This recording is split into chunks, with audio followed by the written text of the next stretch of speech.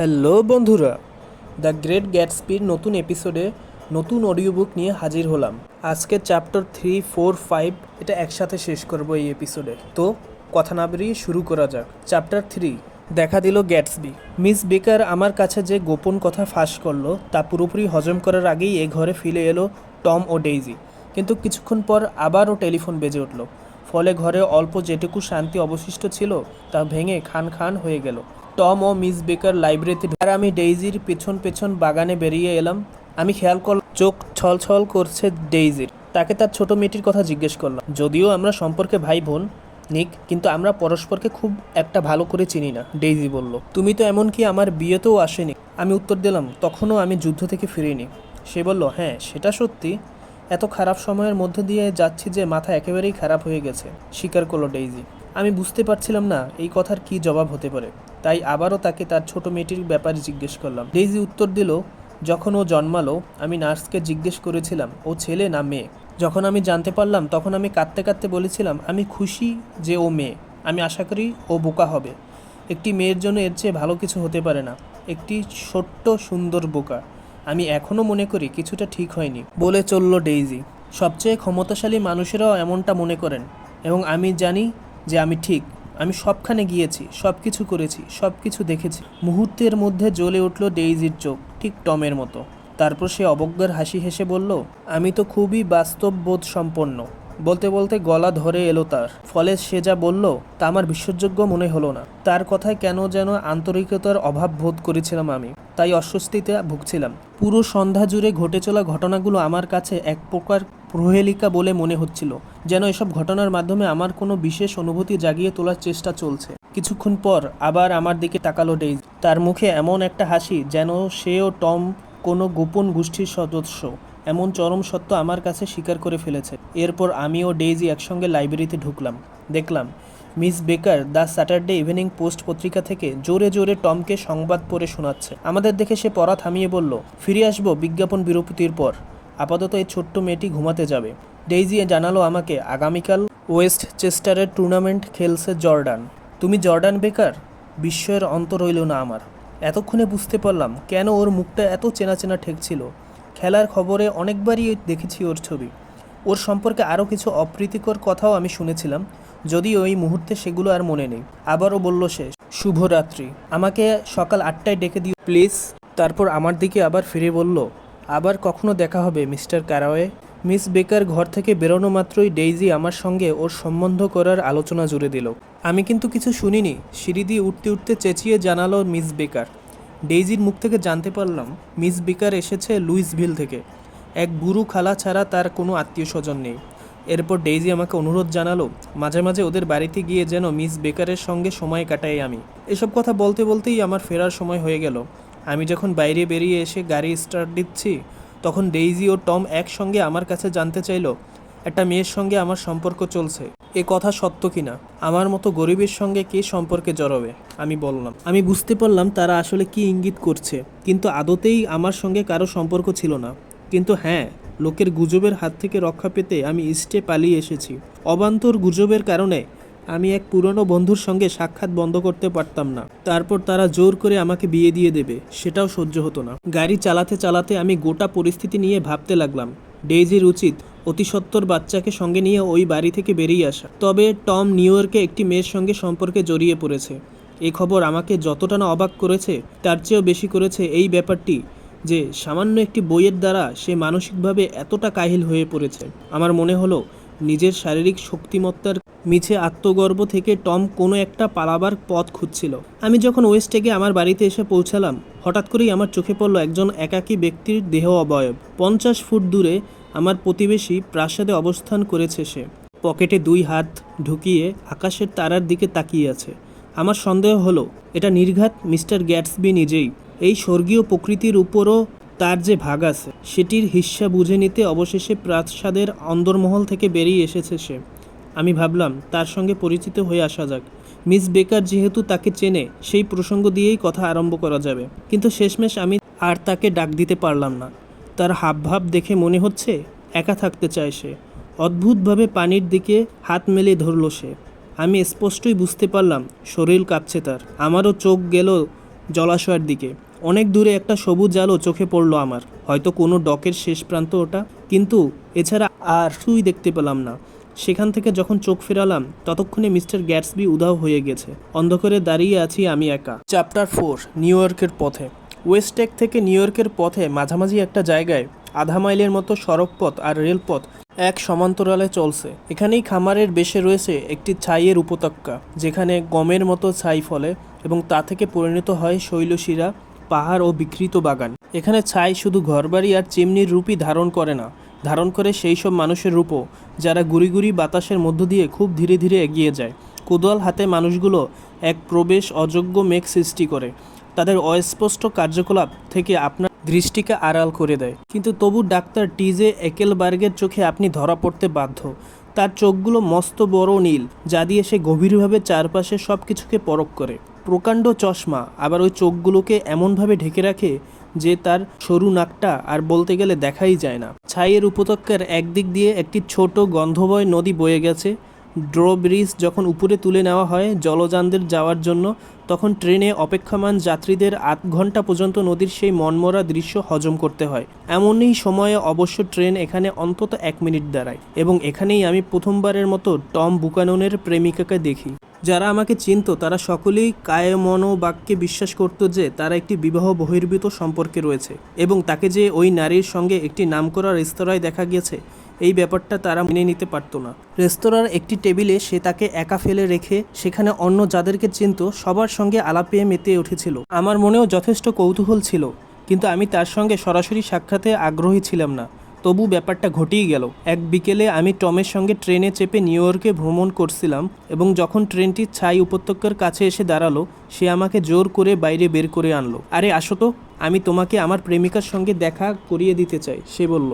এমনভাবে সে আমাকে জোর করছিল যে আমার সন্দেহ হলো নির্ঘাত দুপুরের খাবারের পর প্রচুর পরিমাণে পান করেছে সে। যাই হোক, আমি টমের পিছু পিছু একটি ভবনে প্রবেশ করলাম। ভাগাড়ের ঠিক পাশে হলুদ ইট দিয়ে তৈরি ছিল ভবনটি। সেখানে 3টি দোকান ছিল, যার মধ্যে একটি ভাড়া দেওয়া হবে, অন্যটি সারা রাত খোলা থাকে এমন রেস্তোরাঁ, আর তৃতীয়টি একটি গ্যারেজ, যেখানে লেখানো হচ্ছে সারানো হয় জর্জ বি উইলসন, গাড়ি কেনাবেচা হয়। একটি পুরানো ফোর্ড ছাড়া গ্যারেজের ভিতরটা সেদিন প্রায় ফাঁকা ছিল। গ্যারেজের মালিক একটু পরেই দেখা দিল। তার মাথার চুলগুলো সোনালি, চেহারাও বেশ ভদ্র, কিন্তু কেন জানো তাতে উৎসাহের বড্ড অভাব। তবে টমকে দেখে ঠিকই জ্বলে উঠল চোখের তারা। কি খবর বুড়ো উইলসন? তার পিঠ চাপড়ে দিল টম। ব্যবসা কেমন চলছে? দায়সারা গোছের উত্তর দিল উইলসন। মন্দ না। তারপর জিজ্ঞেস করলো, সেই গাড়িটা আমার কাছে কবে বিক্রি করছো তুমি? তার কণ্ঠে অধীর আগ্রহ আজ পেলাম আমি। টম উত্তর দিল, পরের সপ্তাহে। আমার লোক ওটা সারাইয়ের কাজ করছে। উইলসন মন্তব্য করলো, তোমার লোক একটু ধীরে কাজ করছে, তাই না? টম বলল, না, কিন্তু তোমার যদি তেমনটা মনে হয় তাহলে আমি অন্য কারো কাছে গাড়িটা বিক্রি করে দেবো। প্রতিবাদ জানালো উইলসন। না, আমি বলতে চাইছিলাম কি। বলতে বলতে তার কণ্ঠস্বর জোর হারিয়ে ফেলল। অধৈর্যভাবে গ্যারেজের চারিদিকে চোখ বোলাতে লাগলো সে। সিঁড়িতে আমি কারো পায়ের শব্দ টের পেলাম। একটু পরেই এক নারী প্রবেশ করলো। মধ্য 30-এ বয়স তার, একটু মোটাসোটা গড়ন, তবে নিজের বাড়তি ওজনকে বেশ ভালোভাবেই বহন করতে সক্ষম। খুব সুন্দরী সে, তা বলা যাবে না, কিন্তু এক ধরনের আকর্ষণ সত্যিই আছে তার মধ্যে। নিজের স্বামীকে অগ্রাহ্য করে টমের সঙ্গে হাত মেলালো সে। স্বামীর দিকে না তাকিয়ে রুরুভাবে আদেশ দিল সে, চেয়ার নিয়ে এসো তো, যাতে লোকজন বসতে পারে। উইলসন তাড়াহুড়া করে ঘর থেকে বেরিয়ে গেল। টম মিসেস উইলসনকে পরের ট্রেনে উঠতে বলল, কেননা সে তাকে দেখতে চায়। এরপর আমরা একসঙ্গে নিউ ইয়র্কে রওনা দিলাম। অবশ্য মিসেস উইলসন আলাদা কামরায় বসলো, যাতে কারো সন্দেহ না হয় যে আমরা একসঙ্গে যাত্রা করছি। আমরা নিউ ইয়র্কে পৌঁছে গাড়িতে উঠলাম। রাস্তায় এক বুড়ো কুকুর বিক্রেতাকে দেখতে পেয়ে মিসেস উইলসনের মনে হলো সে একটি কুকুর কিনবে। কুকুর বিক্রেতার চেহারায় জন ডি রকফেলারের সঙ্গে আশ্চর্য রকমের মিল আছে। তার কাঁধে একটি ঝুড়ি ঝুলছিল, তার মধ্যে চেনা অচেনা প্রজাতির ডজনখানেক কুকুর ছিল। এগুলো কি কুকুর ছানা? তাকে জিজ্ঞেস করলো মিসেস উইলসন। বলল সে, সব ধরনের আছে আমার কাছে। আপনি কেমন কুকুর চাইছেন? পুলিশ কুকুর আছে তোমার কাছে? জানতে চাইল মিসেস উইলসন। লোকটি নিজের ঝুড়ির ভিতর চোখ বোলালো, তারপর হাড় জিরজিরে একটি কুকুর গলা ধরে বের করে আনলো। টম বলে উঠল, এটা মোটেই পুলিশ কুকুর না। তা ঠিক না, দুঃখী দুঃখী চেহারায় জবাব দিল লোকটি। কুকুরছানার ঘাড়ে হাত বুলিয়ে দিল সে। বরং এটাকে এয়ারডেল বলতে পারেন আপনি। ওর কোটের দিকে দেখুন, কোট বটে একখানা। কুকুরের ঠান্ডা লাগা নিয়ে কখনোই দুশ্চিন্তা করতে হবে না আপনাদের, মন্তব্য করলেন মিসেস উইলসন। কুকুরটা সত্যিই কিউট। কত দাম হবে এটার? $10। বলে সঙ্গে সঙ্গে লোকটি মিসেস উইলসনের কোলে ছেড়ে দিল কুকুরছানাটিকে। কুকুরছানাটিকে আদর করতে করতে প্রশ্ন ছুড়ে দিল মিসেস উইলসন, এটি ছেলে না মেয়ে? লোকটি বলল ছেলে। দৃঢ়ভাবে টম বলল, এটি নিঃসন্দেহে মেয়ে কুকুর। যাও, তোমার টাকা নিয়ে ভাগো, আর এই টাকায় আরও 10টা কুকুর কিনতে পারবে। এবার আমাদের গাড়ি রওনা দিল। আমরা 5th অ্যাভিনিউয়ে পৌঁছালাম। আমি আমার সহযাত্রীদের বললাম যে এখন আমাকে বিদায় নিতে হবে, কিন্তু টম ও মিসেস উইলসন দুজনেই আপত্তি জানালো। মিসেস উইলসন আমাকে জোর করতে লাগলো যে তার বোন ক্যাথরিনের সঙ্গে আমাকে আলাপ করিয়ে দেবে। অজ্ঞতা তাদের সঙ্গে গেলাম আমি। 158তম স্ট্রিটের একটি অ্যাপার্টমেন্ট হাউসের সামনে দাঁড়ালো আমাদের গাড়ি। এলিভেটরে চেপে একদম উপরতলার একটি অ্যাপার্টমেন্টে চলে এলাম আমরা। বসার ঘরটা জিনিসপত্রে উপচে পড়েছে, চারিদিকে এত কিছু যে তার মধ্যে দিয়ে হাঁটা চলাই দুষ্কর। মিসেস উইলসনের মাথায় অবশ্য এখন একমাত্র চিন্তা তার কুকুরছানাটাকে নিয়ে। অনাগ্রহ সত্ত্বেও এলিভেটর বয়কে ছুটতে হলো কুকুরছানাটির জন্য দুধ ও বিস্কুট নিয়ে আসতে। এদিকে টম একটি হুইস্কির বোতল খুলে ফেললো, এবং এদিনই আমি জীবনে দ্বিতীয়বারের মতো মাতাল হলাম। খানিক পরে আমি বাইরে গেলাম সিগারেট নিয়ে আসতে। ফিরে দেখি টম আর মিসেস উইলসন দুজনেই বেপাত্তা।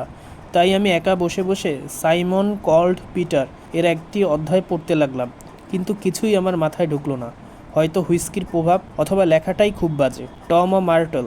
প্রথম গ্লাস পানের পর থেকে আমি ও মিসেস উইলসন পরস্পরকে ডাকনামে ডাকতে শুরু করেছি। চলে এলো আবারও, এবং এবার তাদের সঙ্গে এলো ক্যাথরিন, মিস্টার ম্যাকি এবং তার স্ত্রী। চ্যাপ্টার 5। পার্টি শেষ হলো। ক্যাথরিনের গড়ন হালকা পাতলা, বয়স 30-এর কাছাকাছি, চুল লালচে এবং গায়ের রং দুধে আলতা। ভ্রু প্লাক করে নিজে নিজেই আবার এঁকেছে, হাত ভর্তি তার চুড়ি। যখনই হাত নাড়াচ্ছে সেগুলো ঝনঝন করে বাজছে। ক্যাথরিন এমনভাবে ঘরের আসবাবপত্রের দিকে তাকাচ্ছিল যে আমার জানবার কৌতূহল হলো সে এখানেই থাকে কিনা। এই প্রশ্ন তাকে করতে সে হাসতে হাসতে বলল সে একটি হোটেলে থাকে এক মেয়ে বন্ধুর সাথে। এদিকে মিস্টার ম্যাকির গায়ের রং ফ্যাকাশে, তবে একজন সম্মানিত মানুষ সে, পেশায় ফটোগ্রাফার। তার স্ত্রী মুখুরা রমণী, গলার স্বর একটু চড়া কিন্তু দেখতে সুন্দরী।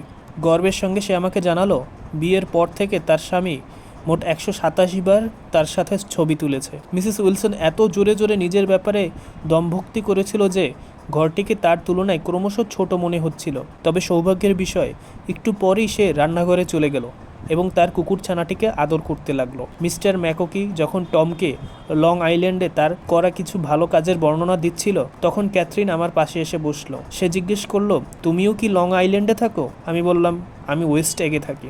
1 মাস আগে একটি পার্টিতে সেখানে গিয়েছিলাম আমি। পার্টিটা দিয়েছিল মিস্টার গ্যাটসবি নামের একজন ভদ্রলোক। ক্যাথরিন জানালো, চেনো নাকি তাকে? আমি বললাম, আমার ঠিক পাশের বাড়িতেই থাকে সে। আমি শুনেছি সে কাইজার উইলহেমের ভাইপো বা কাজিন। সেই সূত্রেই নাকি এত ধন সম্পদের মালিক হয়েছে সে। তাকে ভয় লাগে আমার ওপর সে কোনো কারণে বিরক্ত হলে খুব খারাপ লাগবে আমার। স্বীকার করলো সে। আমি লং আইল্যান্ডে আরও কাজ করতে আগ্রহী, শুধু যদি কিছু সঠিক রেফারেন্স পেতাম। টমকে বলল ম্যাককি, মার্টাল তোমাকে একটা পরিচিত চিঠি দিতে পারে। টম হাসতে হাসতে বলল। ঠিক তখনই ট্রে হাতে ঘরে প্রবেশ করলো মিসেস উইলসন। বিস্মিত হয়ে জানতে চাইল সে, কি তুমি মিস্টার ম্যাককিকে তোমার স্বামীর সঙ্গে পরিচয়ের জন্য একটা চিঠি দাও না? টম বলল, মিস্টার ম্যাককি তার উপর কিছু গবেষণা করতে পারবে, যেমন ধরো গ্যাসোলিন পাম্পের জর্জ বি উইলসন। ক্যাথরিন আমার দিকে ঝুঁকে কানে কানে বলল, ওরা দুজনের কেউই নিজেদের দাম্পত্য সঙ্গীকে পছন্দ করে না। তাহলে যে মানুষটাকে পছন্দ করে না তার সঙ্গে থাকার দরকার কি? আমি যদি ওদের জায়গায় থাকতাম তাহলে এখনই ডিভোর্স নিয়ে একে অন্যকে বিয়ে করে ফেলতাম। কিন্তু তারা এই কাজটা করতে পারছে না টমের স্ত্রীর কারণে। সে ক্যাথলিক এবং ক্যাথলিকরা বিবাহ বিচ্ছেদে বিশ্বাস করে না। ক্যাথরিন ব্যাখ্যা করলো। আমি এই মিথ্যা শুনে হতভম্ব হয়ে গেলাম, কারণ ডেইজি মোটেই ক্যাথলিক না। যখন তারা আসলে বিয়ে করবে তারা পরিকল্পনা করেছে কিছুদিনের জন্য ওয়েস্টে যাওয়ার, অন্তত যতদিন ঝড় শান্ত না হয়। ক্যাথরিন বলে চলল। আমি শান্ত স্বরে বললাম, ইউরোপ গেলে তো আরও ভালো হতো। অবাক হলো ক্যাথরিন, তোমার এই ইউরোপ পছন্দ? আমি তো সবে মন্টে কার্লো থেকে ফিরলাম। আমি প্রশ্ন করলাম, আসলেই? কতদিন ছিলে ওখানে?